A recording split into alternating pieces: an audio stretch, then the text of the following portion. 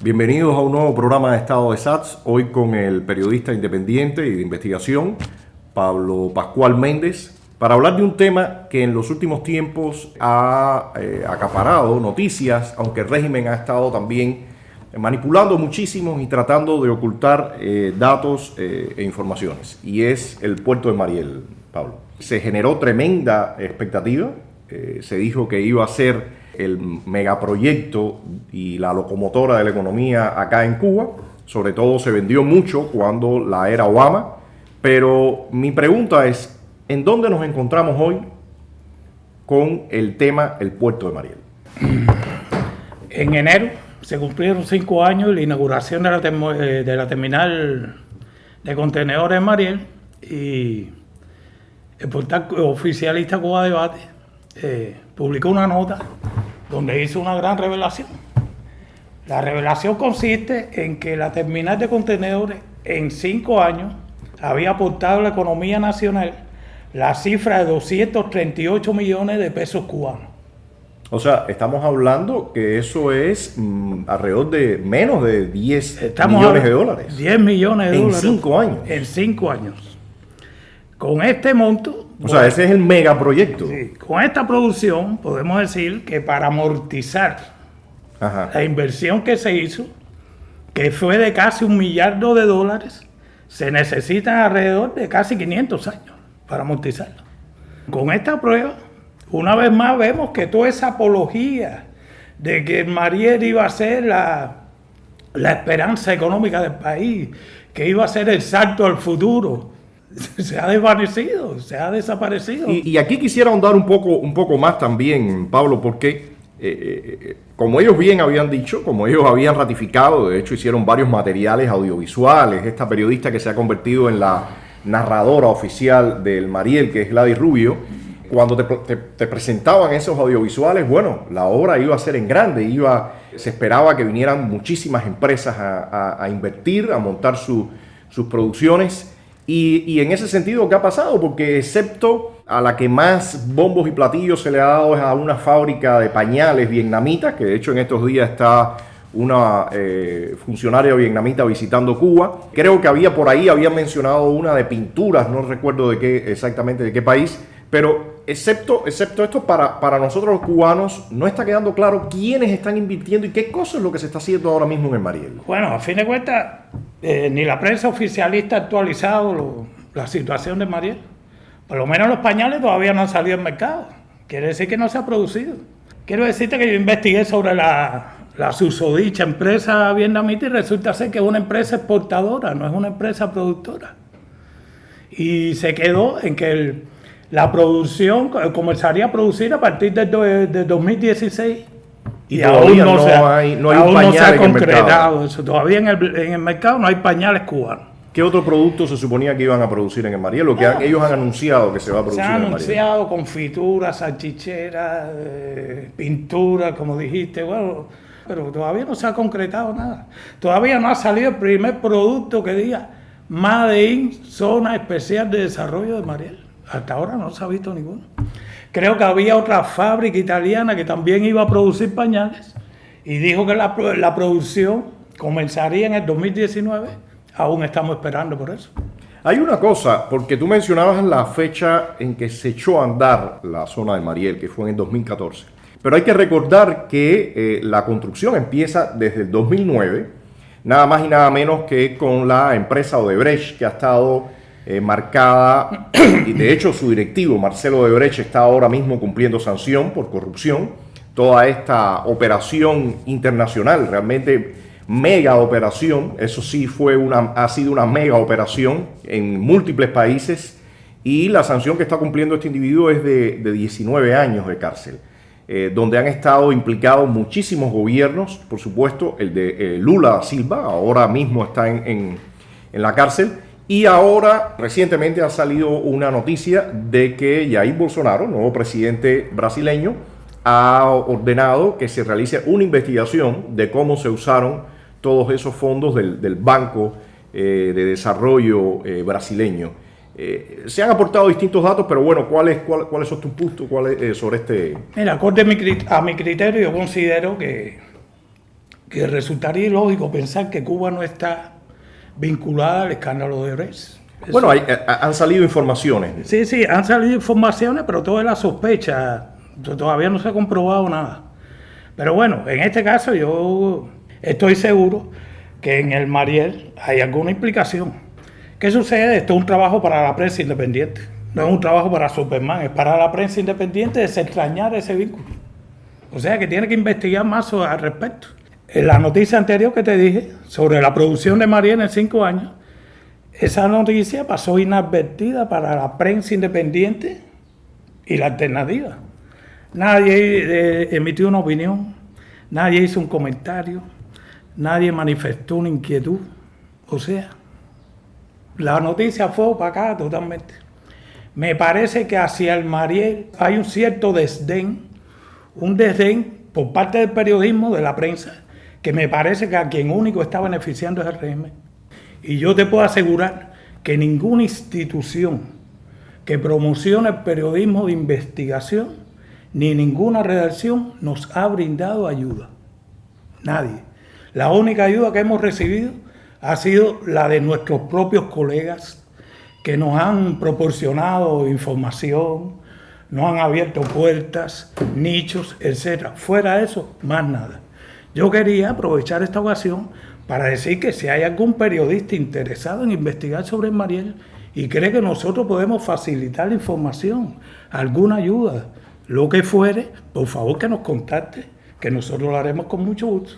Hay un tema acá importante, y es que como se sabe, el Mariel está bajo el manto de Gaesa.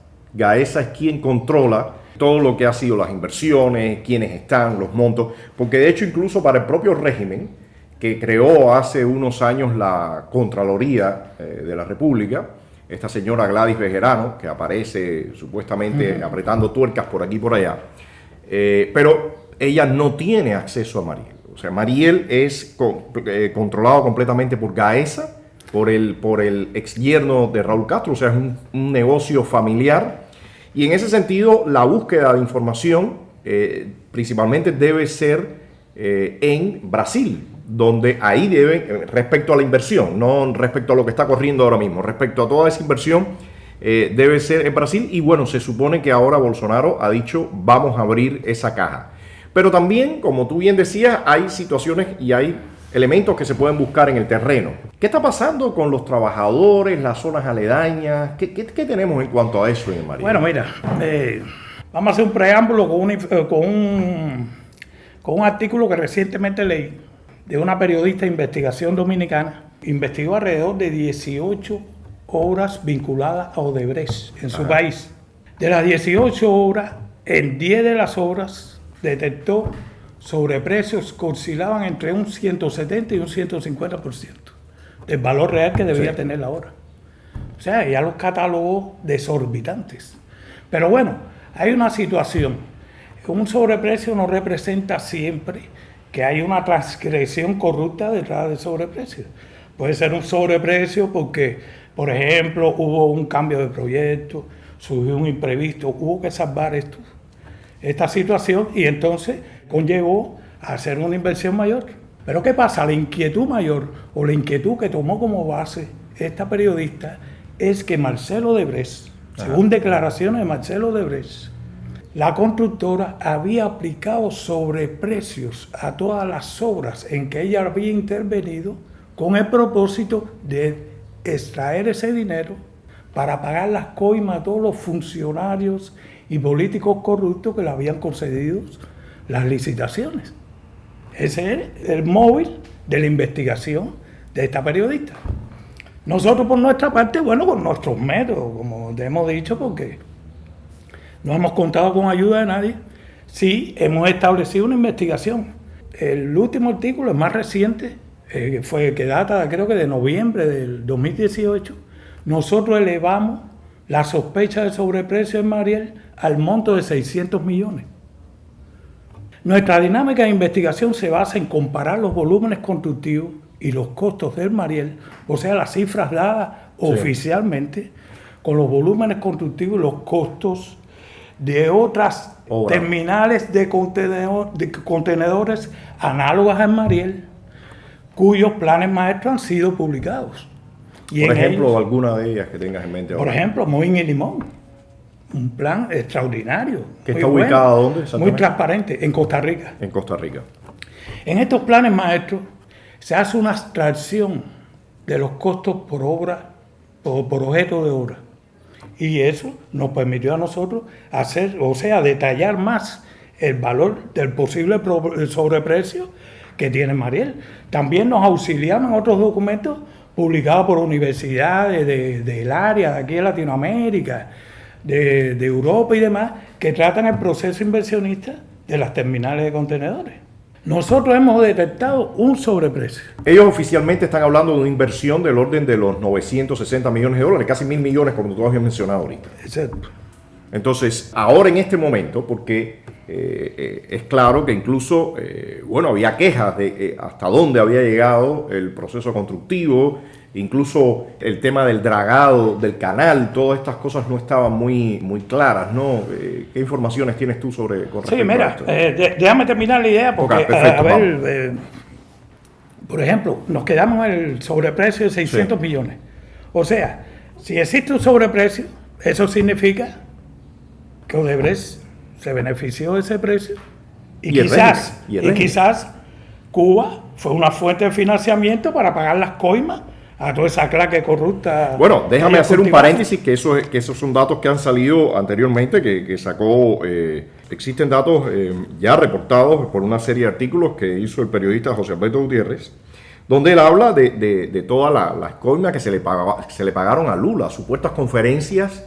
Estamos hablando de $200,000, $250,000 aquí en el Hotel Nacional, viajes que cubriendo hospedaje y transportación estaban del orden de los $300,000. De hecho, en toda la operación, como dato curioso, entre comillas, Lula en todo ese periodo llegó a la cifra de 14 millones entre 2011 y 2015 por conferencias y presentaciones, o sea... Y eso es lo que se ha podido Y eso es lo que se ha podido averiguar. Y ese es Lula en específico. Estamos hablando que, como tú bien decías y habíamos mencionado, toda la operación de Odebrecht fue global. Y Cuba, por las condiciones que tiene, incluso Venezuela también con el chavismo, representan sitios magníficos para poder triangular, mover dineros, blanquear, o sea, de una forma que sea muy difícil de rastrear. Sí, pero mira, déjame decirte una cosa. En el caso de Brecht tenía una división para este trabajo sucio. O sea, ellos tenían una dirección que se encargaba de extraer ese sobreprecio, que ellos fijaron, ellos plantean que es de un 22% el sobreprecio. Y a través de empresas fantasmas radicadas en paraísos fiscales, ellos cogían y hacían los pagos, las coimas a los funcionarios. ¿Qué sucede? En el caso de Cuba, yo no creo que Odebrecht haya dispuesto de esos 600 millones. Yo creo que ahí hubo un compartimento de las utilidades. O sea, se dividieron. Entre Gaesa Y ahí esa es la cosa. Yo considero que en Gaesa hay camajanes olímpicos y mundiales. Y yo no creo que le hayan pasado esta por la nariz y no se la hayan llevado. No, por supuesto, que era algo acordado, O sea, previamente acordado. El destino del dinero no y se sabe. Y en el contexto, Pablo, y que es muy importante también en qué contexto político se está desarrollando, está todo el famoso deshielo de Obama. O sea, un interés expreso de darle un espaldarazo al régimen cubano para que supuestamente mediante esa lógica ellos abrieran un poco tanto en lo económico como en lo político. Pero bueno, ya unos años después, 5 años después del famoso deshielo, casi 5 años ya, podemos ver en qué resultó. Y por supuesto, todo el mundo se estaba haciendo de la vista gorda. Incluso mencionábamos, debemos recordar que la secretaria de Comercio de Estados Unidos también visitó la zona de Mariel. Y dio sus opiniones al respecto. Pero bueno, con el cambio de alertó a administración, Cuba todo de eso, las cosas que no estaba haciendo bien para... con el cambio de administración, todo eso se ha congelado, ¿no?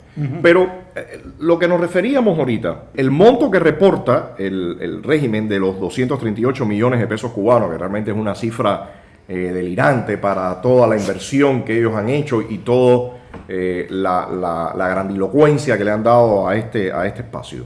¿Qué perspectivas hay de que realmente esto tenga una dinámica distinta? ¿O tú consideras que, por lo que se ve, Mariel va definitivamente ya en picada, en bancarrota? ¿Cómo tú ves este punto? En Mariel es un puerto, no es un puerto tan grande, es uno de los puertos, puede estar compitiendo entre los más pequeños de América Latina.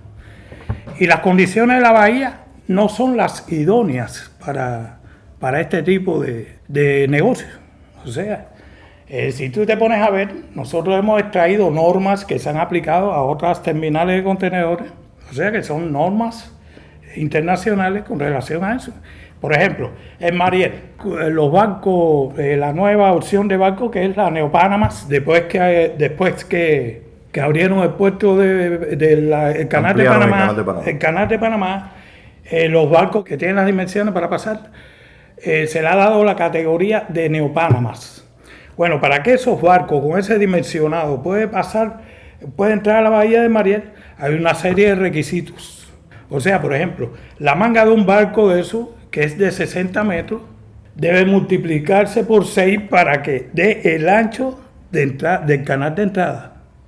O sea, un barco no Panamá con un ancho de 60 metros necesita 360 metros de ancho de canal.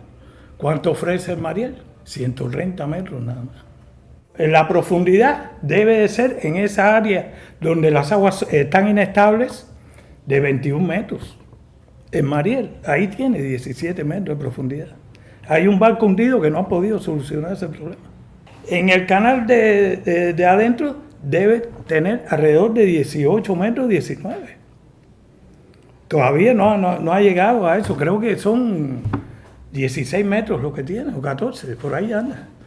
Y el diámetro de la dársena de atraque debe ser de 620 metros, 820 metros, porque es 2.2 veces la eslora del buque. Y es de alrededor de 860 metros, entre 820 y 860 metros, y nada más que de 540 metros. O sea, que el puerto de Mariel no reúne las condiciones para recibir cualquier buque portacontenedor. Tiene sus limitaciones. Hoy por hoy, Mariel solamente está recibiendo los contenedores que demanda la economía nacional. Y hay otra cosa acá, Pablo. La lógica de Mariel era ser una zona trampolín para los Estados Unidos y sobre todo para la costa este de los Estados Unidos. Sin embargo, con todo este giro que ha dado la política, incluyendo el tema de las Helburton, porque también yo todavía no tengo el dato, no sé si tú lo tengas, pero seguramente Mariel en algún momento será reclamado por algún tipo de propietario, por lo menos los terrenos. Puede ser. Y en ese sentido restringe muchísimo a las empresas que se atrevan a ir a invertir ahí y mucho menos empresas norteamericanas. Entonces, en ese sentido, la idea de que Mariel sería ese trampolín sobre todo para la costa este, bueno, queda completamente disuelta. ¿Cuál sería entonces el futuro en ese sentido? Bueno, yo no les pronostico futuro porque también hay competencia en la zona. Por ejemplo, la terminal de contenedores de Veracruz tiene mejores condiciones que en Mariel. Miami ni se diga, Freeport en Bahamas. En Jamaica también hay otra. En Jamaica sí, pero a ver, ¿cómo decirte? El 40% del comercio Asia-Pacífico va hacia los puertos de la zona este de Estados Unidos, que son los más importantes. Savannah, Norfolk y Nueva York. O sea, por ahí el 40% pasa por ahí. ¿Qué sucede? El derrotero más económico para ellos es a través del paso de los vientos. Sí. No es a través no es por la parte occidental de Cuba. O sea, a través del paso de los vientos. Ahí es donde, en este caso, la terminal de contenedores de Kingston tiene una ventaja sobre los puertos estos que te cité. Ahora, el 60% del comercio latinoamericano va hacia el puerto de Miami, como tal. O sea que está el puerto de Veracruz y el puerto de Freeport. ¿Qué papel pudiera desempeñar Cuba para que el puerto de Mariel tuviera cierta utilidad? El servir de terminal de transbordo. Que el puerto de Miami estuviera saturado, por ejemplo, y le hiciera falta hacer un transbordo en Cuba. Pero bueno, yo creo que eso no es una pregunta, Pablo, digamos que es probable. ¿Qué hay con las zonas aledañas de Mariel? ¿En qué? Porque normalmente una de las cosas que ocurren es que cuando tú tienes este tipo de inversiones, estas megas inversiones, generalmente las áreas colindantes siempre existe un derrame económico y se convierten, por ejemplo, si hay una zona donde hay un aeropuerto, todas las personas que viven en los alrededores trabajan en el aeropuerto, hay cierto derrame financiero y económico que llega a esa zona. ¿Qué está ocurriendo en Mariel en cuanto a este punto? Nosotros visitamos en Mariel, fuimos a Mariel a hacer una visita, a ver si recolectábamos información para futuros trabajos de investigación, sobre todo a la región de La Boca. O sea, la parte de La Boca donde se emplaza la terminal de la termoeléctrica en Mariel. Y bueno, donde está más próximo a lo que es la entrada de la bahía. Quiero decirte que este lugar parece el tercer mundo. Las calles están devastadas. Según los vecinos, esas calles no se pavimentan desde la época del éxodo de Mariel. No se pavimenta desde aquella época. Que dice que la pavimentaron porque en Mariel se llenó de extranjeros. Y entonces decidieron pavimentarla para dar otra imagen de Mariel. Entonces, todas las edificaciones, porque como el clima es muy agresivo, están en mal estado. Los revoques están deshechos, las ventanas están rotas. Hay una población de perros callejeros que no sé, que se sale de lo normal. Y el estado de pobreza en que vive la gente. ¿Qué por o sea, ciento? que hay una gran parodia entre lo que representa en Mariel, que es una mega inversión de Cuba, y lo que representa ese pueblo empobrecido que está al lado de Mariel. Y una pregunta, por el tema de la infraestructura, ya te estoy escuchando lo que explicas. O sea, hay un volumen de residentes en esta zona que están trabajando en las instalaciones del puerto, o son personas como es manejado toda esta inversión por ¿cómo se llama esto? Por Gaesa, son militares los que están trabajando allá adentro. ¿Qué información tienes tú sobre la masa laboral que está dentro? Bueno, la información es que te digo que la mayor parte de los trabajadores de ahí son de provincia. O sea que Gaesa ha escogido los trabajadores para hacerlo a su forma. Son las informaciones que me han llegado. También están en un asentamiento, o sea, se le está posibilitando un asentamiento en la región de Angosta, que es como una barriada ahí, próxima a la terminal de contenedores y demás, pero los trabajadores se han asentado en esa zona de Angosta, donde dice que es un barrio que está progresando, según los trabajos de Gladys Rubio. Está progresando y se está convirtiendo en una barriada nueva, ¿no? Y demás. Ahora, en cuanto al incentivo que reciben, lo que yo vi, o sea, es un artículo que yo vi publicado, pero bueno, no se consultaron más fuentes, pero bueno, trataba de un gruero, de una grúa STS grande, que planteaba que por cada contenedor que trasladaban le pagaban 20 centavos de dólar. Estaba marcado por esa norma. Bueno, futuro inmediato para el Mariel. Bueno, ya vimos ya lo que produjo en 5 años. En un escenario muy favorable. Y fue en un escenario muy favorable durante la política de acercamiento, se puede decir. Porque la política de acercamiento en Mariel fue inaugurado a principios del 2014 y a final del 2014 se produjo la política de acercamiento de Obama. O sea que cogió los mejores tiempos y nada más que produce eso que vamos a esperar. Yo creo que todo vaya hacia el desastre, que no esperemos nada mejor, nada. O sea que esto ha sido un fiasco de campeonato. 10 años después. 10 años después. 10 años después y reconocida inversión, casi $1.000 millones. Exactamente. Y que lo que tiene que pagar el pueblo con su miseria, porque eso lo está pagando el pueblo cubano, con su miseria. Bueno, te agradezco, Pablo, y nos vemos en otro programa. Estás invitado. Está bien, muchas gracias por la invitación. Bueno, muchas gracias por participar o por vernos en este nuevo programa de SATS y nos vemos en otra próxima edición.